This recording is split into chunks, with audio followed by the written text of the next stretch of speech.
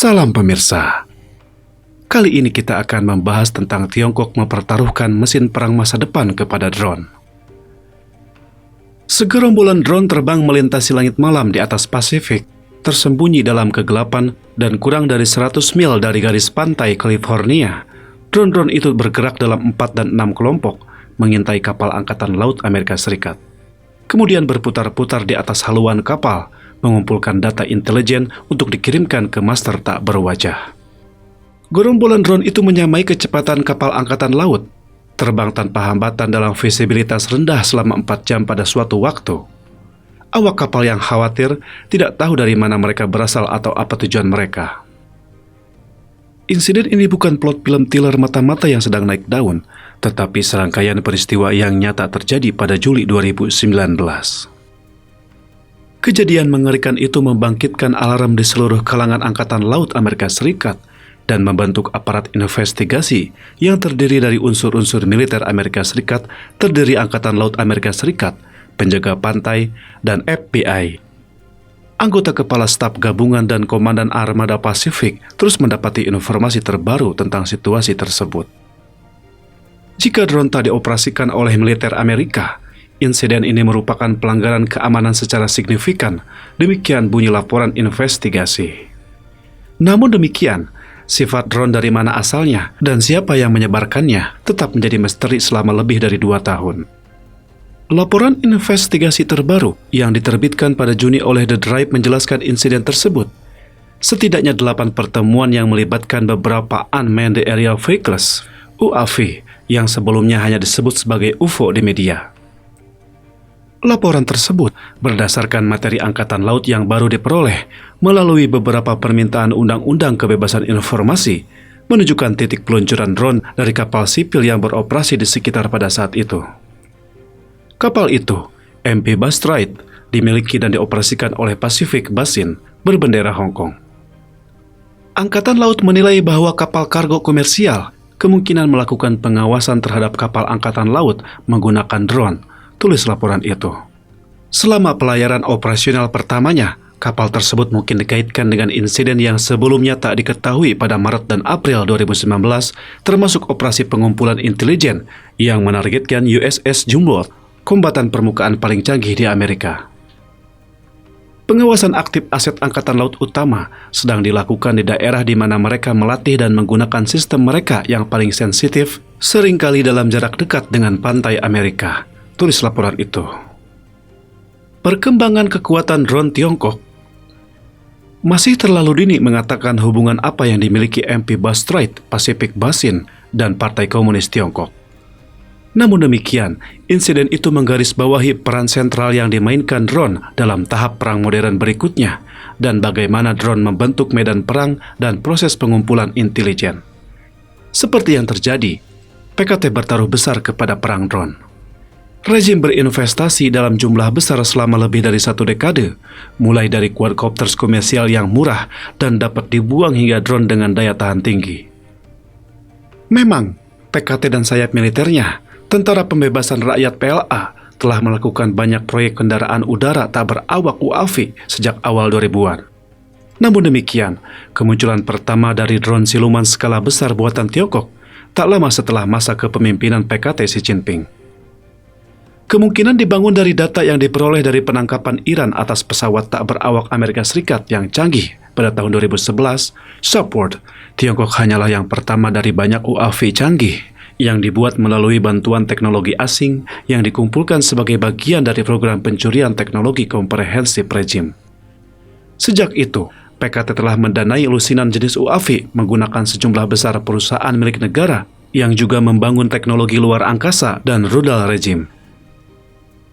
Dari drone tempur lebih besar, seperti Shepard, hingga drone quadcopter kecil, seperti yang terlihat di dekat California, hingga kendaraan supersonik bertenaga roket dimaksudkan untuk menerobos serta mengumpulkan informasi penargetan, PKT membeli semuanya yang terkait dengan drone. PKT juga sudah membangun kemampuan drone di seluruh spektrum aset militernya, menyebarkan kemampuannya di beberapa wilayah yang paling diperebutkan di dunia. Kapal induk ketiga dan terbaru Fujian diharapkan menjadi tuan rumah berbagai drone. Sistem katapel elektromagnetiknya akan terbukti sangat berharga untuk meluncurkan drone berbobot berbeda dengan cepat dengan torsi yang dapat disesuaikan. Upaya itu kemungkinan akan dibangun di atas pelajaran operasional yang dipelajari dari beberapa tahun terakhir. Pasalnya, kapal induk kedua, Shantung, terlihat pada awal Juni dengan armada kecil drone komersial di dek penerbangannya, menurut salah satu analis laporan gambar yang muncul di platform media sosial Weibo. Menggarisbawahi upaya tentara pembebasan rakyat Tiongkok terus meningkatkan, mengembangkan dan menerjunkan berbagai jenis pesawat tak berawak, termasuk yang dapat beroperasi bersama dalam kawanan jaringan, seringkali bertujuan melakukan berbagai peran dalam domain maritim. Demikian salah satu laporan.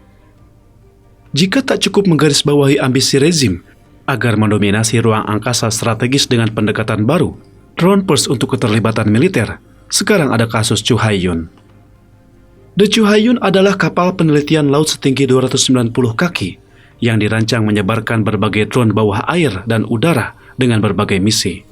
Kapal ini juga merupakan drone dan dikendalikan dari jarak jauh atau dibiarkan menavigasi laut lepas secara mandiri. Dalam laporan pabrikannya diklaim sebagai kapal induk cerdas tak berawak pertama di dunia. Meskipun Beijing secara resmi menggambarkan kapal induk itu sebagai penelitian maritim, laporan South China Morning Post menyatakan bahwa kapal tersebut memang memiliki kemampuan militer yang dapat mencegat, mengepung, dan mengusir target invasif. Berita tersebut kemungkinan tak akan menyenangkan kepemimpinan militer Amerika Serikat, yang kemungkinan tidak akan mengerahkan kapalnya sendiri selama 6 tahun lagi. Menonton, belajar, mempersiapkan.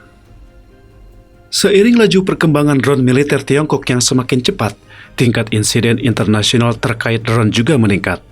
Pada Agustus 2021, pasukan bela diri Jepang memimpin beberapa serangan jet tempur selama beberapa hari untuk mencegat drone PLA yang tertangkap terbang di Selat Okinawa, Jepang. Drone yang ukurannya sebanding dengan drone Predator dan Reaver Amerika Serikat diyakini mengumpulkan intelijen strategis di Selat Miyako yang memberikan PLA titik masuk kritis ke Pasifik dan menjadi tempat peningkatan kunjungan militer Tiongkok dalam dekade terakhir.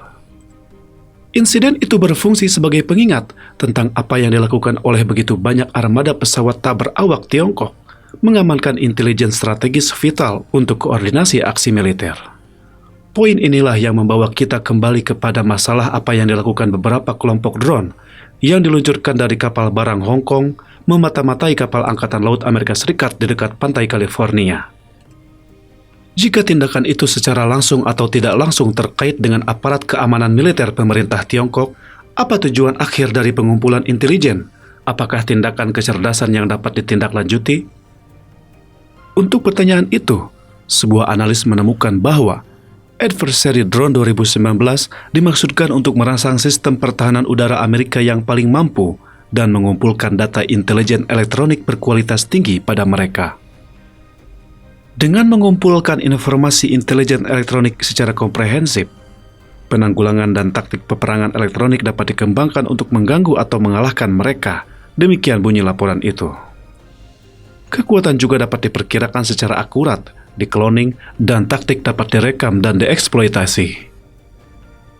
Kawanan itu bisa saja dan kemungkinan besar menyedot atau membantu platform terdekat lainnya. Semua data sensitif itu tentang kapal perang paling mampu di bumi dan dalam jarak yang sangat dekat. Intinya, drone mencapai dua hal. Pertama adalah intelijen yang dikumpulkan dari memata-matai kapal Angkatan Laut Amerika Serikat dari dekat. Kedua adalah mempelajari apa yang akan menarik respon Amerika Serikat dan seperti apa responnya. Dengan cara ini, pesawat tak berawak itu memancing kapal Angkatan Laut Amerika Serikat, menyerap informasi intelijen tentang tanggapan mereka atau kekurangannya, sebagai tindakan di masa depan yang tak hanya dapat memberitahukan militer Tiongkok tentang spesifikasi teknis kapal Amerika Serikat, tetapi juga bagaimana memanipulasi kru mereka dan protokol untuk mempelajari bagaimana pasukan Amerika Serikat bertindak dalam konflik. Memenangkan perang berikutnya. Perangkat tersebut memiliki konsekuensi nyata bagi Amerika Serikat, sekutu dan mitranya, dan tatanan internasional liberal yang lebih besar. Mungkin hal ini lebih benar daripada ancaman akut invasi PKT terhadap Taiwan yang demokratis, yang telah mempertahankan kemerdekaan de facto-nya sejak 1949.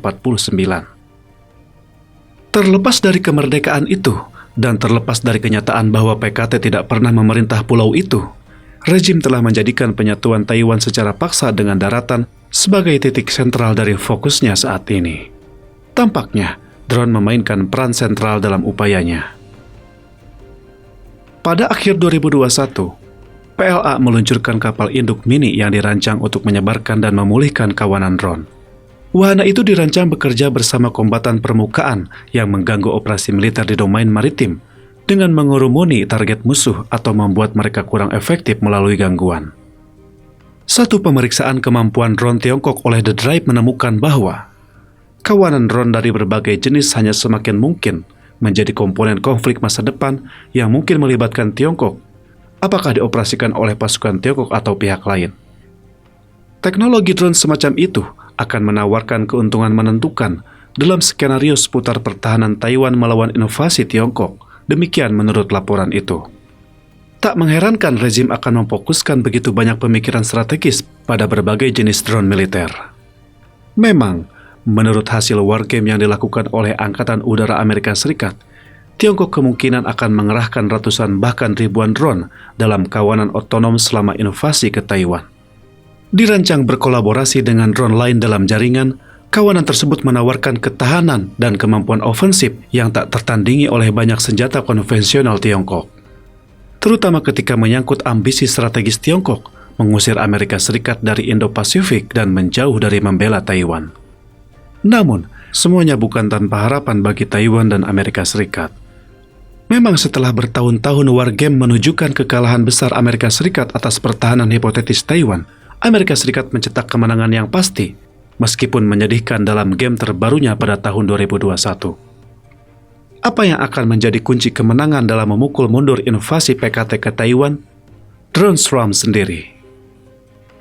Sebagai salah satu ringkasan berbunyi, kemampuan berkerumun dilihat bahkan oleh think tank top Amerika Serikat dan Pentagon sebagai sangat penting untuk konflik di masa depan, sehingga mereka dapat menentukan dalam pertempuran besar seperti yang terjadi di Taiwan. Apa yang harus berada di garis depan dalam pikiran para ahli strategi di mana-mana adalah Angkatan Udara Amerika Serikat melakukan perang hipotetisnya dengan Tiongkok, yakni kekuatan nasional, yakni teknologi drone yang belum benar-benar digunakan Amerika Serikat. Sampai di sini dahulu pembahasan kita hari ini. Terima kasih atas perhatiannya.